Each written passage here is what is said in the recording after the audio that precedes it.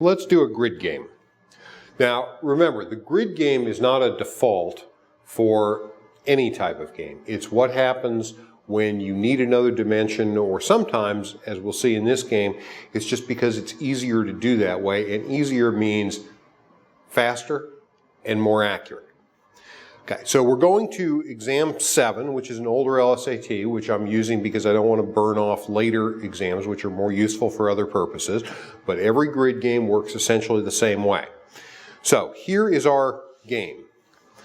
Dr. Yamada works only on Mondays, Tuesdays, Wednesdays, Fridays, and Saturdays. So as I read these conditions, I'm drawing up a diagram. She performs 4 different activities: lecturing, operating, teaching, and research. So far, it's just a line game. She's working 5 days. She's doing 4 things on those 5 days. Next sentence. Each working day, she performs exactly 1 activity in the morning and 1 activity in the afternoon. Well, now I've got something interesting. Now I've got something a little bit different going on. I can either do this as a 10-line across, Monday morning, Monday afternoon, Tuesday morning, Tuesday afternoon, Wednesday morning, Wednesday afternoon, and so on. Or I can do it the way I've done it, which is to set it up as a grid. She does something in the AM and something in the PM, something in the morning, something in the afternoon. It will work easier to do it as a grid because your sight line's not going to get so confused. So here's what she does. She performs operations on exactly 3 mornings, and you can see now why I want to do it as a grid game, because I can put that directly across the morning row, the AM row, O equals 3. If I had it set up as Monday morning, Monday afternoon, Tuesday morning, Tuesday afternoon, I'd have to put it somewhere off here. And to the extent that I can, I want to put everything in a single sight line. So now I have O equals 3. Next condition is if she operates on Monday, she does not operate on Tuesday. Okay? So I also don't put that off to the side somewhere. Where does it go? It has to do with Monday and Tuesday. I want to put it directly above Monday and Tuesday. If O on Monday, no O on Tuesday. Not O on Tuesday. She lectures in the afternoon on exactly 2 consecutive calendar days. So in my afternoon column, I put L equals 2 consecutive. She treats patients on exactly 1 morning and 3 afternoons. Well, now I love that this is a grid. Because now I can put, she treats patients 1 in the morning, 3 in the afternoon. She conducts research on exactly 1 morning, R equals 1, in the morning row. I'm putting everything where I can see it and where it's relevant. On Saturday, she neither lectures nor performs operations. So I have an L with a slash through it up here and an O with a slash through it, again, directly above Saturday. Now, what's this line doing down the middle? I read a condition that said she lectures on exactly 2 consecutive afternoons. Now, Wednesday and Friday are not consecutive. If I don't have the line there, I'm tempted to think that I can put L on Wednesday and L on Friday because they're 2 days next to each other in the diagram, but they're not consecutive. That's why that line is there. Okay, that's the base diagram. Now I want to ask myself, is there anything else I know? Well, the first thing I want to do is I want to do the math. I've got 10 slots, right? I've got 5 days, 5 in the morning, 5 in the afternoon. That's 10.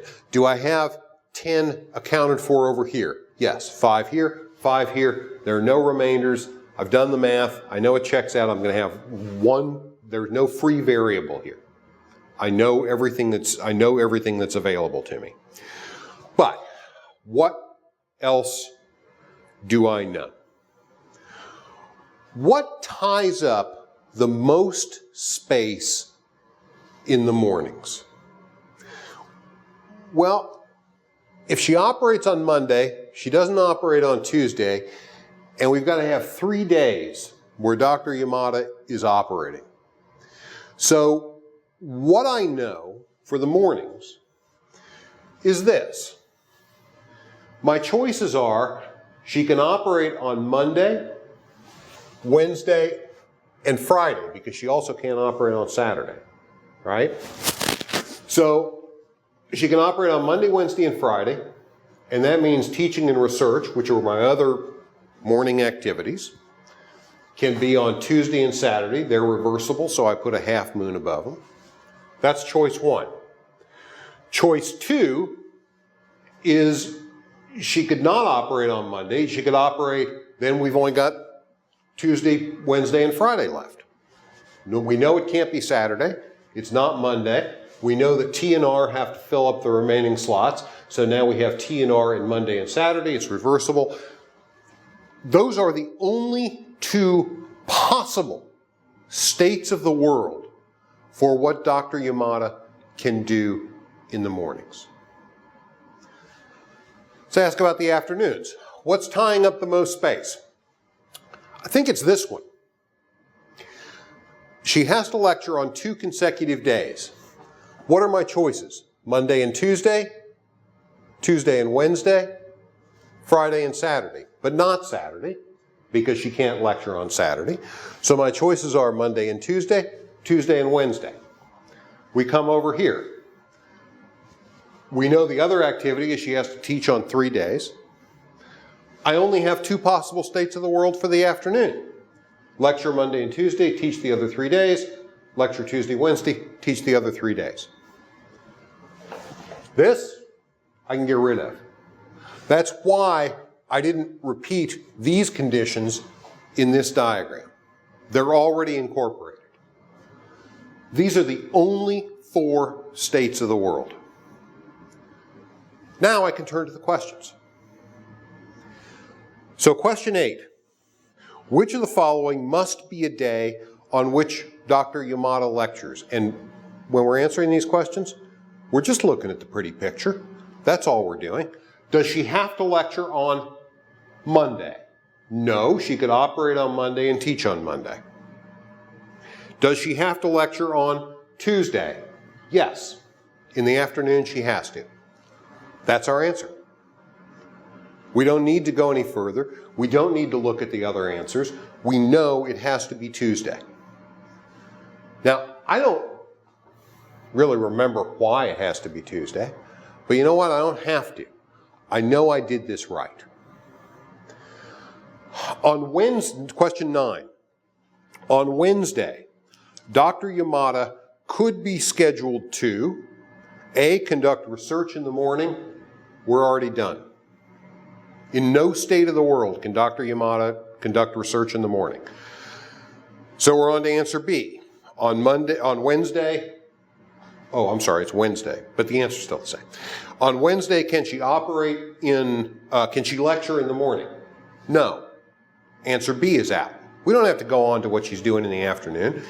We know that she can't do that in the morning.